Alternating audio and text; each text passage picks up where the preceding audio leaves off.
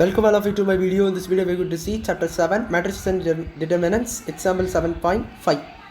Find the sum a plus b plus c if a b c are given by அப்படி சொல்லி ஒரு மூணு matrix கொடுத்துருக்காங்க. So பாருங்கள், a plus b plus c கேட்டிருக்காங்கன்னா அப்படின்னா முதல்ல நீங்கள் ஆட் பண்ண போகிறீங்க. So a plus b plus c, so ஸ்ட்ரைட்டாக ஆட் பண்ணிடலாம். எப்படின்னா ஃபஸ்ட்டு பாருங்கள், sine square theta plus cos square theta plus 0. எப்படின்னா இந்த எலமெண்ட் ப்ளஸ் இந்த எலமெண்ட் ப்ளஸ் இந்த எலமெண்ட். ஸோ இப்படி தான் ஆட் பண்ணணும். ஸோ இதுதான் போன சம்லேயே நம்ம ஆட் பண்ணிடுவோம். ஸோ அப்படி தான் ஆட் பண்ணணும். ஸோ இது ப்ளஸ் இது ப்ளஸ் இது. ஸோ அப்படி தான் ஆட் பண்ணணும். ஸோ இங்கே பார்த்தீங்கன்னா sine square theta plus cos square theta plus 0 அப்படி சொல்லிட்டு வரும். இந்த அடுத்த பார்த்தீங்கன்னா 1 + 0 - 1. இந்த அடுத்தது பார்த்தீங்கன்னா பாருங்கள், cot square theta minus cosec square theta,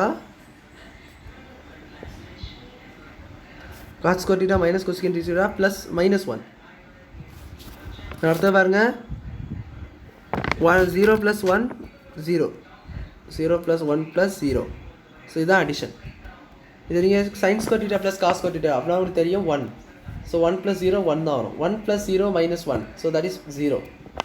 cot square theta minus cosec theta அது வந்து நம்மளுக்கு என்னது, it's equal to -1. Is I'm right?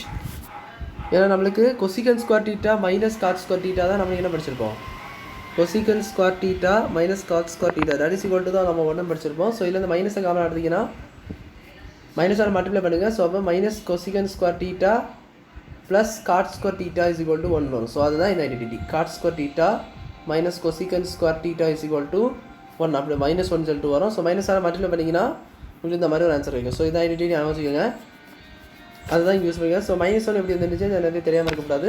So அதுக்கான ரீசன் இதுதான். ஸோ ஹியர் ஆல்சோ -1 வரும். ஸோ இங்கே ஒரு -1. ஸோ அதனால டோட்டலி -2.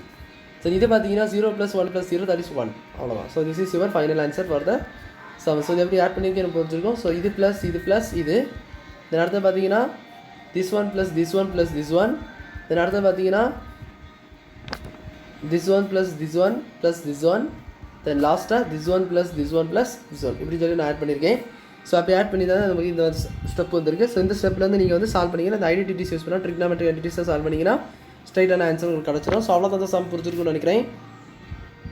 வீடியோ லைக் பண்ணுங்கள், ஷேர் பண்ணுங்கள், ஷார்ட் பண்ணுங்கள், கமெண்ட்ஸ் சொல்லுங்கள். தேங்க்யூ.